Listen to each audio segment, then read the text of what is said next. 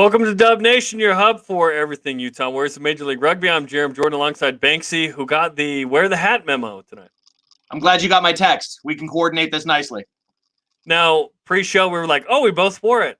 And then we both switched it backwards at the same time.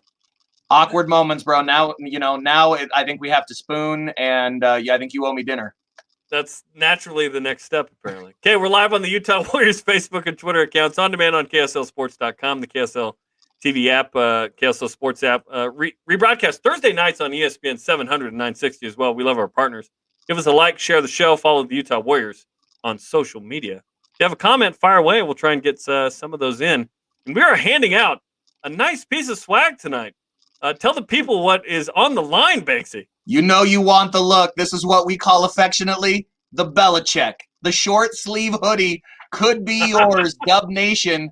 You want that Belichick rocking at Zions Bank Stadium this weekend when the Houston SaberCats come to town. All you have to do is share the show on Facebook or retweet the post of the game on Twitter. Make sure you do that for your chance to win the Belichick. Dude, how do we get our hands on this? And is it okay if I pull off the sleeves? I need one. I need one and a pair of scissors because I can go full-blown Belichick in the summertime, floppy arms hanging out and everything. Hey, needs to happen. Yeah, I wish I had the floppiness. Julie Winder, love it. Yeah, we love it too. It's awesome. Okay, here's what's on the rundown. Another game, another close loss. What happened at San Diego? What to do about the 3-game losing streak? Updated standings around Major League Rugby. It's not all bad with where Utah sits, but there have been some winnable games the last couple. We'll talk about it. We'll preview the home match Saturday with the Houston SaberCats, who have split the last two but are playing really well right now. We'll chat with Hagen Schulte, and today's Rugby 101 discusses lineouts, which have been an issue for the Warriors. So let's dive right in, Banksy. 31-29 loss at San Diego Legion. This was a frustrating close loss. Now 3 in a row losses by a total of 8 points. It's tough when you make a relatively ordinary team look fantastic. And really the difference on the scoreline was a couple of moments of scrambling rugby from Cecil Africa that put the Legion into space. But there really wasn't a whole lot of fantastic rugby played on either side in some of these buildups, So I think the feeling to me more is the Warriors gave another one away than San Diego really capped and did anything fantastic, with the exception of Africa being great in the open field. Yeah, and it started in the first minute. And honestly, that was the difference in the game, was the fact that the Legion, off the restart, scored a try from like 65 meters out. Cam Clark was the one that dotted it down. His dad is a big-time broadcaster for Fox in Australia. It's 7-0 at that point, and Utah's playing from behind. Doesn't have a lead in the first half. Takes the lead in the second half. Certainly had the edge, it seemed, in this game, but just disappointing right out of the gate to go down 7-0, and then it was uphill from there. The frustrating thing is it's not the X's and O's for the Utah Warriors. We're getting in great positions to score. We're getting sustained possession. We're turning over several different phases and applying pressure, but it's not like we're being stopped from scoring. I feel like we keep getting in our own way, and it's one step forward, 2 steps back for the Utah Warriors. So we've got to find a way to minimize those mental mistakes and get back to the fundamentals of what this team was built on. And that's up to the leadership core of this team to kind of circle the wagons and figure out. Yeah, specifically lineouts were an issue, as we talked about. So 5 missed ones. You can miss a couple in a game, but it's not just missing them. It's where they're being missed. And it's inside the 22. Hagen Schulte is putting Utah in a position to have 5-meter lineouts where if you get a good maul, you're in. And these forwards are good. So there's a disconnect there. Matt Jensen didn't play this game. We think just giving him a rest, that was a little bit of an issue. Although Aston Fortine and Bailey Wilson and these guys, Gary Van Buren, they're good on the lineup. I'm not exactly sure what the issue is, but you certainly have to clean up the lineups. Now, credit to San Diego. They do have some big bodies in there with Ben Mitchell, who has a ton of experience, and 3 or 4 other guys that can contest the lineouts. They did a great job of reading where the ball was going. But, I think I counted 4 missed throws, just missing the mark completely for the Utah Warriors, and that's not typical of what we see from the set piece usually. Let's talk about some of the tries. So Mikey Teo has the first one, and it is awesome. So he takes advantage of a moment where a San Diego Legion defender is just hanging up, shoving Angus McClellan. He's like, whoop! Just gets through and dots it down.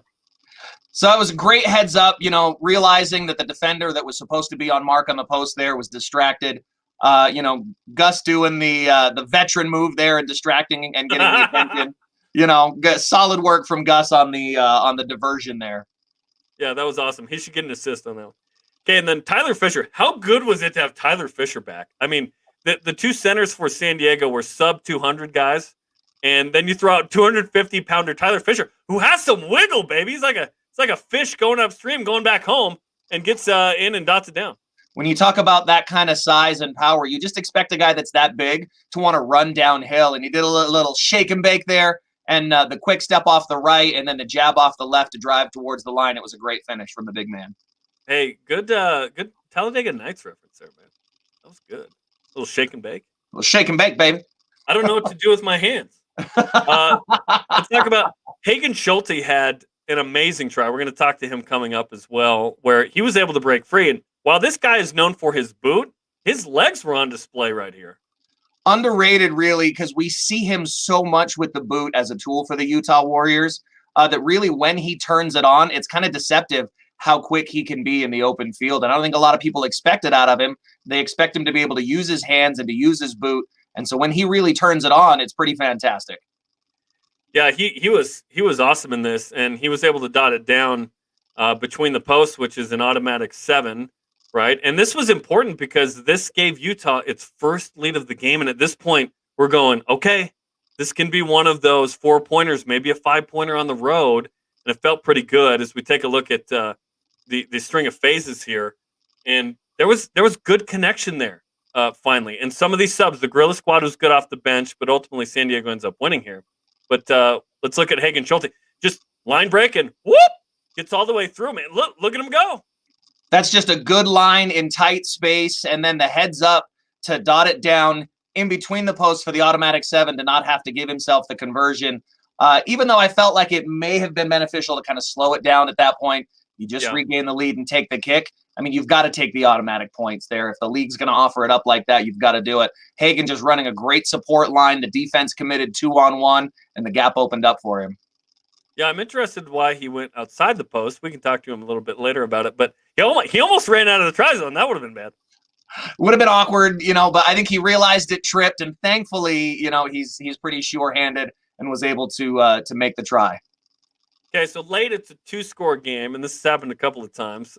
New England got the bonus point. The 4th try scored by Bailey Wilson. By the way, his brother Mitch also scored for New England. So the Wilson bros in MLR getting a couple of tries. And Bailey Wilson dots it down. That was important because it gave Utah a chance late. It gets the bonus point at a minimum for scoring at least, It got within, 7, not for 4 tries. You have to win to do that. But the bonus point for being within 7. And then after that, on the restart, Utah had an opportunity to win the game if they can keep it going with a string of possession. But San Diego has an infraction and a penalty, and then the game ends. And you and I talked about this on ESPN 700 on the radio call is, why doesn't the game keep going? At Seattle, it did last year for 10 minutes. I don't know why Utah still didn't have an opportunity to get down the pitch.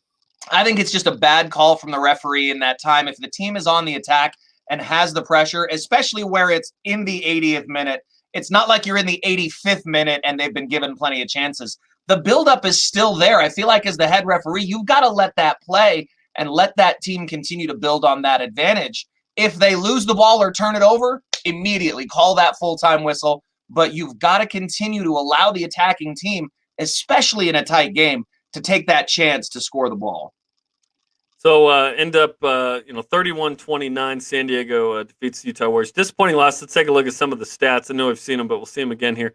Possession was even. San Diego more territory. 1 more try. Line breaks pretty even. Penalties, Utah less penalized. Turnovers were big, 18-13. Scrums, both teams perfect. The lineouts kind of stick out there, and both teams missed 5, but again, Utah missed some timely ones inside the 5. So this was a pretty well-played match generally, except for those errors. And that is the story of the Utah Warriors right now the last 3 weeks is, good win at Austin. Utah was up by a couple of scores. Austin got back in it late. Utah ends up winning dramatically on a missed kick by Austin. Beat down of Toronto. Utah is the talk of Major League Rugby outside of perhaps the LA Guiltinis.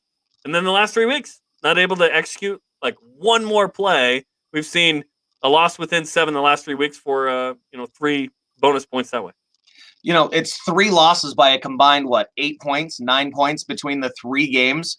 I mean, you're talking about a converted try and a penalty over the course of 3 hours of competition. And as a fan, it's frustrating to see because, again, we're getting in the right places to make these plays. As a team, we're in the position to be able to capitalize on these moments and this pressure. And it's not the opposition that's forcing these turnovers on us.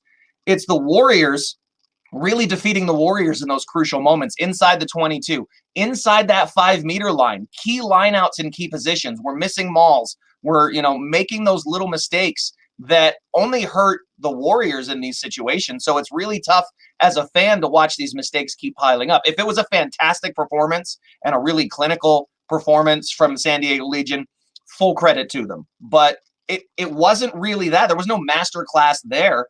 It was a good effort from a good San Diego team. Again, there's no easy games in Major League Rugby, but the Warriors are really shooting themselves in the foot, and it's going to take a player with a mean streak to turn this around. It's going to take somebody in that locker room putting their hand up. We saw it in the first couple of games. That guy was Sama Malolo. I think we saw it a bit in the second half of this game with Paulie Mullins coming in the battle that he and Chris Bauman had.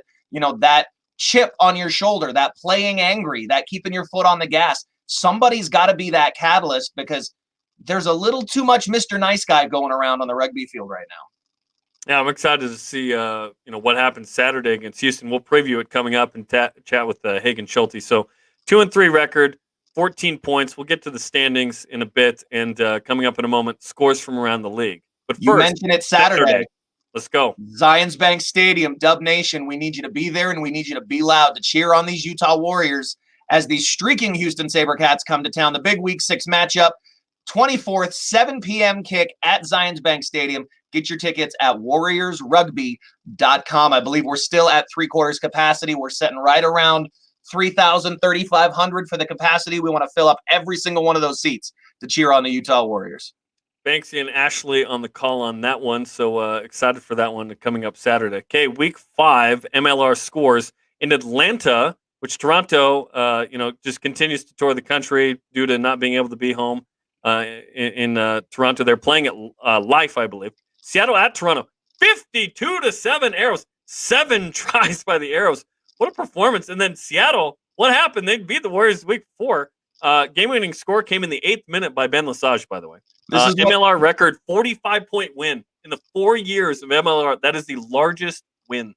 This is what happens when you don't have 2 weeks to prepare for an away team and you get away with pulling down the set piece for the opposition for almost all 80 minutes. It's how the Seattle Seawolves beat the Utah Warriors, and then they go on the road to a very disciplined and very skilled Toronto Arrows team. A lot of national Canadian players on that team, a lot of guys with a lot of experience. You knew they were going to get it together and get it right. Unfortunately for Seattle, they got it right last weekend. There's a lot of transitive properties that are weird with the fact that Toronto beat Seattle and the Warriors beat Toronto but lost to Sydney. Anyway, okay, Nola Gold survives against the New England Free Jacks, 30-29. This was a crazy one in basically a swamp. 6 inches, ankle deep, sometimes higher water, standing water on the pitch. It started out in good conditions and deteriorated really, really quick. In games like that, you got to lean on your forwards, but they still decided to throw that ball around sideline to sideline. That was an entertaining rugby game. Yeah, Bailey Wilson, as I mentioned, his brother Mitch scored in that one. Bodine Waka missed that conversion in a 1-point game that ended up being big. JT Duplessis scored a try that video revealed he was in touch, but the try was awarded regardless. So New England perhaps feeling a little bit jaded after that one. Okay, LA Guiltini stand defeated 48-35 against Houston. Now, LA wins 5 points, 4 for winning, 1 for scoring 4+. They had 8 tries.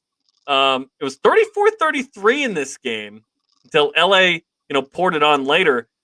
Houston has now put up 34 and 35 in back-to-back weeks. Of course, that's the opponent coming up Saturday. While LA is the talk of Major League Rugby, Houston's turnaround is a big deal as well.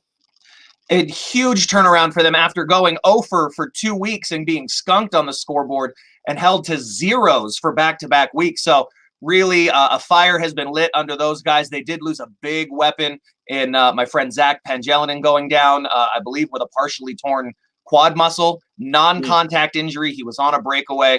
His leg basically just blew up underneath him, but he was still able to get the pass away, and Houston was able to score the try. So they're going to miss him. That's advantage Utah with a weapon like that out of their lineup when they come to town. But it just shows you how tough it is week to week to really put together significant wins in this league. We should mention for San Diego, Dylan Audsley was carted off as well. That's 2 weeks in a row we've seen someone carted off. We hope we see less of that. It was J.P. Smith with Seattle 2 weeks ago, and Dylan Audsley, some good players. So hopefully those guys are doing all right and can get back soon. Austin wins another close one, 17-15 against Rugby ATL. Austin, we'll get to it in the standings, second place in the West. 2 tries each, 1 penalty goal each. A missed conversion by Robbie Petzer was the difference. Austin seems to be really good at squeaking these out. I had picked Rugby ATL to outlast Austin in this game, but they're finding physical ways and scrappy ways to win these close games. The complete almost opposite of what our Utah Warriors have been doing the last couple of weeks. So full credit to them. Sometimes you have to win ugly. It's not the NCAA. The point spread doesn't matter. There's no BCS selection squad. It's all about getting those wins and keeping yourself in contention. Hey, don't talk to the BYU guy about the New Year's Six, playoff committee rankings. I don't want to talk about it. I don't want to talk about Coastal Carolina either. Okay, hey, Zach Wilson's going to be number 2 in the draft next week. I'm stoked. Okay, only game Sunday. Rooney, Rugby United New York, beat Old Glory DC 38-34. 10 combined tries in this one, but a couple of missed conversions by Jason Robertson of Old Glory DC were the 4-point difference. This was a great game of rugby. If you're a rugby purist, you loved everything about this game. It was 2 teams in form going at each other. It was entertaining from end to end. And, I'm a big fan of what those guys did for 80 minutes in that game. And it's good to see Rooney go up as well. Yeah, Rooney's been the surprise. They were in last place a couple weeks ago. They're, up high in the East. We'll go over the standings coming up in just a moment. They started 0-1-1 for the season, and now they're leading the East. Does anybody want to win the East? Team 1 through Team 6 are separated by, I think, 3 points. Who wants to win the East? In the West, we see the cream rising and the competition level continuing to increase. But, the East is still very much up for grabs in Major League Rugby. Amen to that, man. We got an update as well, by the way, in the comments. Shouts out to Daryl McCormick, said Audsley has a broken ankle.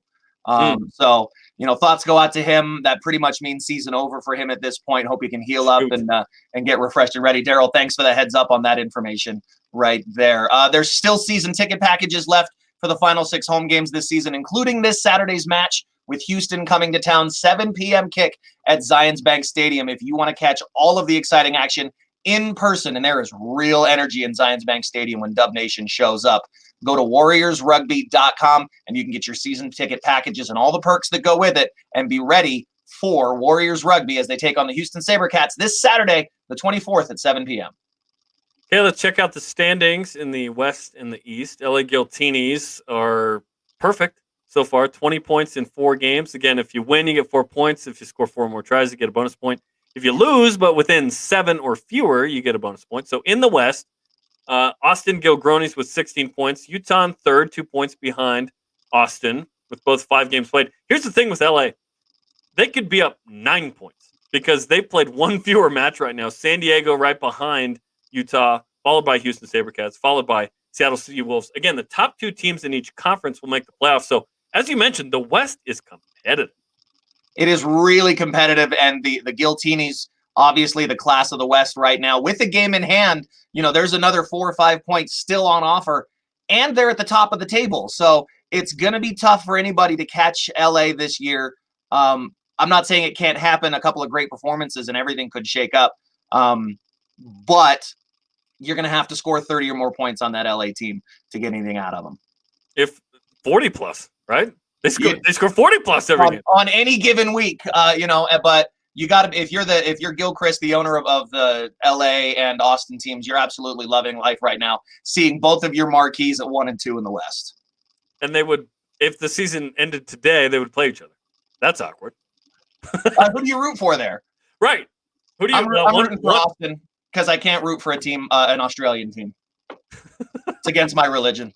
Well, there you go. Having lived in New Zealand for a while, As a Kiwi, I would get my passport revoked if I basically rooted for an Australian provincial side, which is what they've got in LA. So we'll talk to a Kiwi coming up and Hagen Schulte in a moment as well. Okay, Eastern Conference standings. As mentioned, Rooney up by a point on Nola Gold.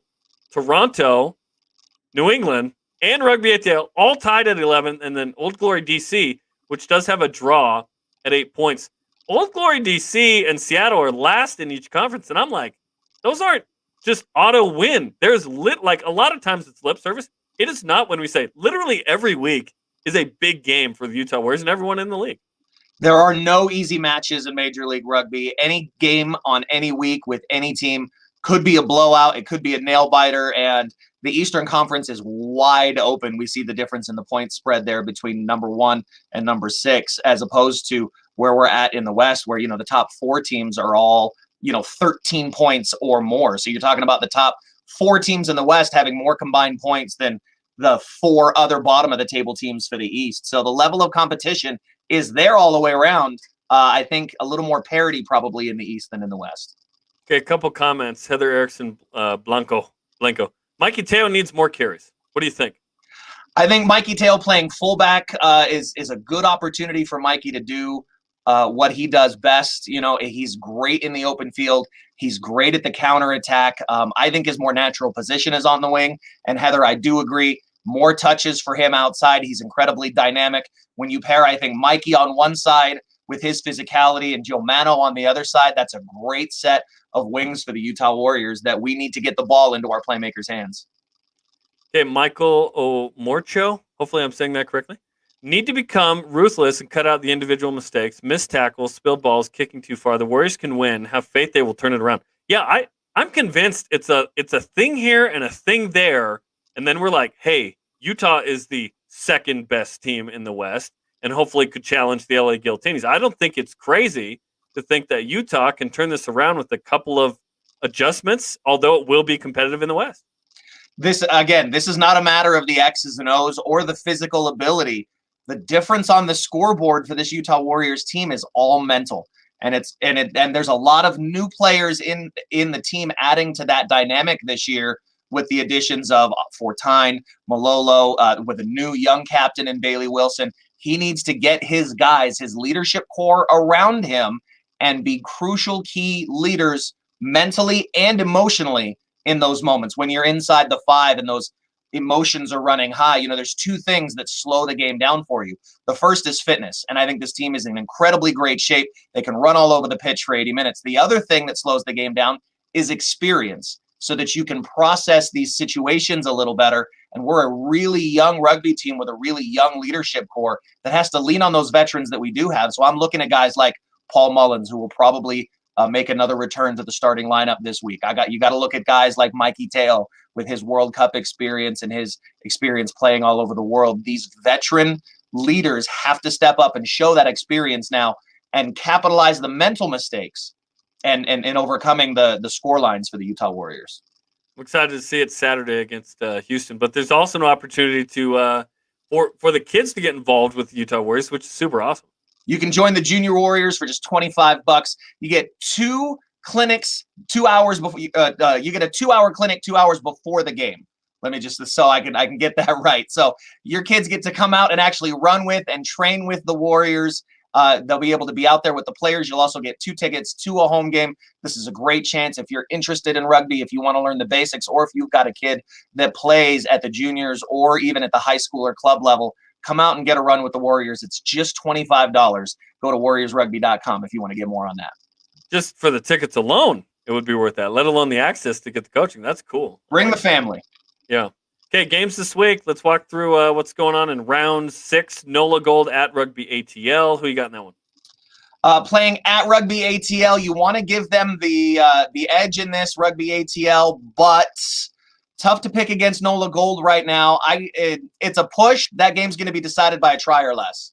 Ooh, I was hoping you'd call for the draw. That'd be epic. San Diego at LA. Will anyone challenge LA is the question. It's a week-to-week question we'll ask. I don't think the physicality is there or the discipline is there quite yet from San Diego. Guillotines by a couple. Houston SaberCats at Utah. Who you got? Nah, just kidding.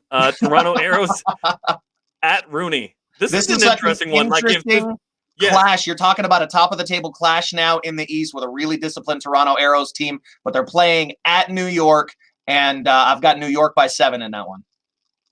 okay, and then New England Free Jacks at Old Glory, DC. This is a battle of the red, white, and blue. This is a patriotic battle. You see the land of the free and the home of the brave on display here in that one. I've got Old Glory by 10 in that game. Bold. I know people are going to be like, "Are you crazy?"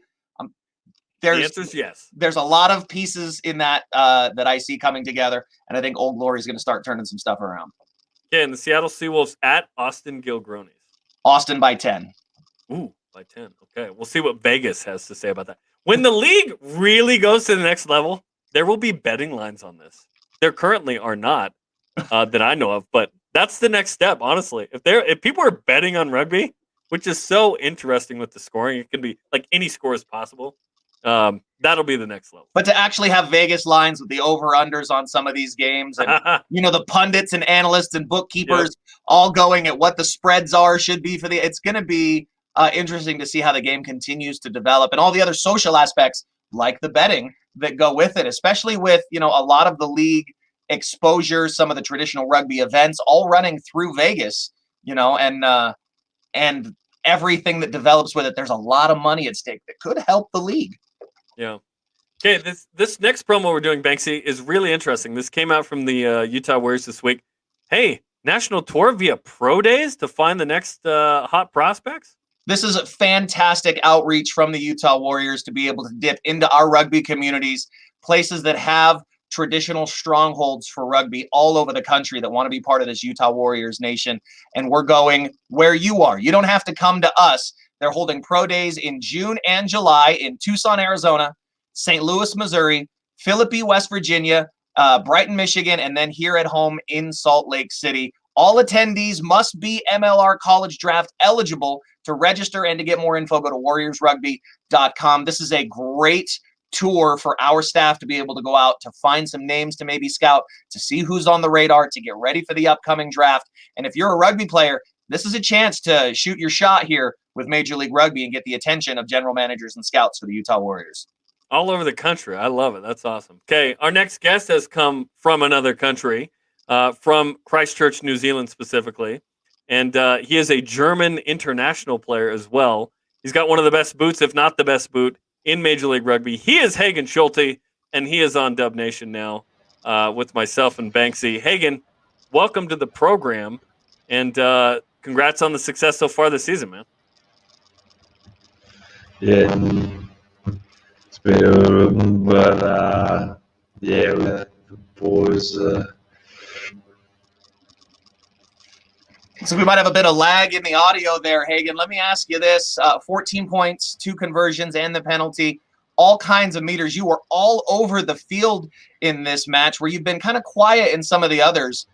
With Clive and Lobser out from 15 and that dual playmaker strategy maybe leaning a little more heavily on you. Was that a conscious thing to go in knowing you'd have to get more involved in this match?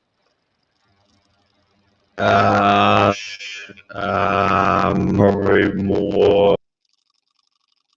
We'll try and fix that with Hagen here in a second. But and while we do, let's talk about Houston. Get our preview in here in the last 14 By the way, minutes. Hagen made MLR's Team of the Week. So props to him as the Premier 10 in the league. So we'll have to shout him and make sure he knows it when he comes back.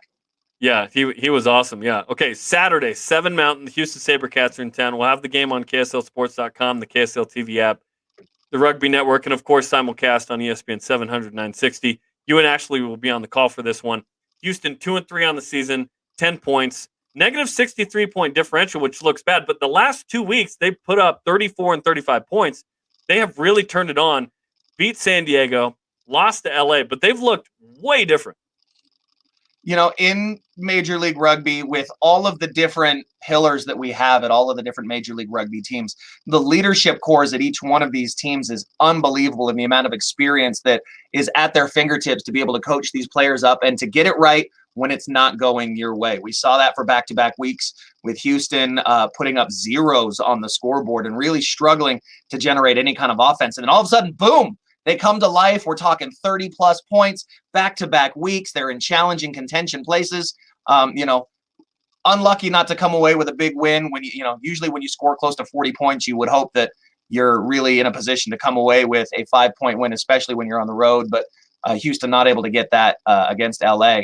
This is a team that's hungry, and this is not going to be any kind of pushover for the Utah Warriors. This is not an easy game with the SaberCats coming to town. SaberCats have defeated 2 teams that Utah lost to, Seattle and San Diego. So this is a big game. Sam Windsor, one of the best kickers in the league, although he has missed a few uncharacteristically, does have 8 penalty goals, massive boot, second in the league. 7 conversions is tied for 5th. Hagen Schulte has 9 for reference. Windsor 4th in points. Schulte is 2nd, by the way. So fun battle between those 2 fly halves. It'll be interesting to see as these offenses continue to develop. I don't think we have seen the best backline from the Utah Warriors that we can see yet. And so as they continue to work on these combinations, as guys get healthy, as they get rest, and we see guys come back from some injuries, some unlucky little injuries, I really think the explosiveness and the firepower can be there. I'm excited to see how Hagen can direct traffic with a lot of busy weapons. I mean, we're talking Tyler Fisher, who is big and physical, playing outside of him. You've got Mika Kruse, who is elusive and fast, playing behind him, whether it's Mikey Teo or Cliven Lobser. On the outside, there are so many weapons for the Utah Warriors that getting the combination right as we head down the stretch is going to be crucial for this coaching staff and finding out who fits the best and who can perform on game day. Okay, that's coming up Saturday, 7 Mountain again on KSLSports.com, the KSL TV app, the Rugby Network, and, of course, simulcast on the radio on ESPN 700 and 960. Let's try again with Hagen Schulte, who made the MLR Team of the Week at number 10. Let's bring in Hagen and see if it's any better. Listen, you don't lag on the field, and we hope you don't lag right now. What did it mean to you to be on the first 15 this week? Yeah, I guess it was awesome. Losing wasn't great, but just making it's probably a bit of a testament to the guys around me. Got good 9s and 12s outside me. So, just sort of fitting within the system and trying to do my job best I can. How was it having your kind of co-leader in this offense in Michael Baska back? I thought his leadership was great in this game and getting a lot of his big forwards in the right position and putting the Warriors in the right place to score points. There's real chemistry developing between you two and Fraser Hurst, who's playing behind Baska. Yeah, Baska's a good 9. Like, he's got a lot of experience as well. So he knows how to drive the forwards around. And I think we're pretty lucky. We've got Fraser as well there, who's also young. But he's got plenty of potential. But I think we're pretty lucky with the 9s we've got this year. Hagen, we were talking about how this team is really good. It's just a couple of plays here and there the last 3 weeks. The difference between maybe 5-0, right, and 2-3. So where has it been discussed in practice that you guys need to tweak here or there to get over the top? Yeah, I think it's like dead right for us. Like the systems work. We're literally like one score away from winning these last few games. So it's probably just up to us as individuals to nail our roles. We're all sort of having the odd turn at making an individual error. So if we can tidy that up a bit, these close losses will turn into some good wins for the Warriors. So talk about the weapon that you have in that big left foot of yours, and just some of these kicks we've seen 60 meters on the fly with, and it doesn't even look like you're trying. What's the longest kick you've ever made in a position swing on the field, and what's the longest kick you've ever made for a penalty goal? Probably both of them have been out here at our stadium in Utah with the altitude. So probably both in that Toronto game. Yeah. Because I know there was about a 65, 70 meter position swing on one kick that took an unbelievable bounce, and you were standing inside our 22, and I think it rolled all the way down to just about 10 meters out from the Toronto line. And then that big penalty kick from, was it 54 officially?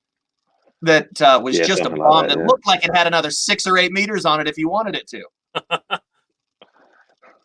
Yeah, it helps with the altitude. So I'm really enjoying playing in altitude. The lungs are a bit tired, but the kicking's going well. You ate your Wheat Bix that morning, didn't you? Yeah. What's life been like for you as a professional? Because you represent Germany, you're from New Zealand. You're playing in the States in Utah. What's pro rugby been like for you? Yeah, it's been pretty colourful. Like, started in Scotland, had an opportunity there when I was much younger. From there, moved away to Germany as they were pushing hard to qualify for the World Cup. Didn't happen for us, but yeah, spent a couple of seasons in Europe, and then from there, yeah, spent the last couple of seasons here with the Warriors. So yeah, really enjoying it here, and it's quite nice to be settled. It feels great to have somebody with your abilities there at 10 for us. Talk about this try on that support line. What did you see in the build up to that? Because we went through 3, 4, 5 phases before that line opened up for you. Yeah, I'd seen it a few times. You would have seen throughout the game that I sort of had a crack around the edge of the ruck, and I just noticed they're pretty slow to fold at times, San Diego. So just lucky enough that I think it was a prop and a hooker I seen parked up there. And Josh Whippy came on my inside and was calling an inside ball. So I owe a lot of credit to him because he held an inside defender there that sort of sat on him, and it gave me a one-on-one with the prop. So yeah, it was just right time, right place with Josh, and yeah, just managed to slip through. Did you almost run it out of the back? Yeah, I almost ran out of the back. I love the honesty, man. Did the line come up on you suddenly? Like, whoa. Yeah, well, the field was actually quite short in comparison, but I was actually having a conversation before the game with one of the. Do you put the ball between the sticks or just outside to give your team a bit of a rest? So I actually hesitated whether I was going to try and give us that minute rest or put the ball down straight on the sticks and get back to halfway. So it's kind of where the confusion came in. What is the decision there too? Because you dotted it down in this case, but you can give yourself a minute, you can give yourself a breather. You're going to get the points anyway. But that is an interesting thing. We saw Joe Peterson, do this with San Diego a couple weeks ago at Houston, where he didn't dot it down between the posts just for that minute, right? Yeah, well, I mean, we're a team that want to play up a lot of tempo, so it's sort of like, yeah, I think probably the right decision to put it down under the post and just get back on the job. So felt like we had them as well, kind of in a spot we wanted them. So yeah, just keep the ball going. It's a really subtle rule change, but as a scorer, how has that automatic 7 points affected your mentality? I mean, is it obvious? Clearly, it's something now that's in your head a little bit. Is that something that you guys talk about around the locker room and in your preparation? Or is it just, get the points when they're on offer? Yeah, it's not really something we talk about. I think it's good for rugby that it's like that, though. I definitely find it a bit more difficult as a kicker having the kick clock. So even that seems like a really short turnaround from scoring a try to having to kick the ball. So yeah, I think it's good to keep the game fast and points high. So yeah, good addition, I think. Did I see that during was it the Toronto game that you kicked with your right foot? Can you kick with both?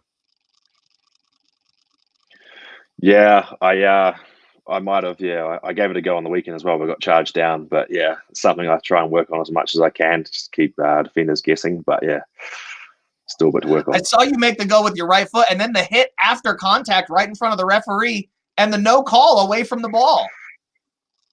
Yeah, I think the commentator said we're playing rugby, so get on with it. Well, that wasn't us. Just to let you know, that wasn't us with the call on ESPN 700. Yeah. All right.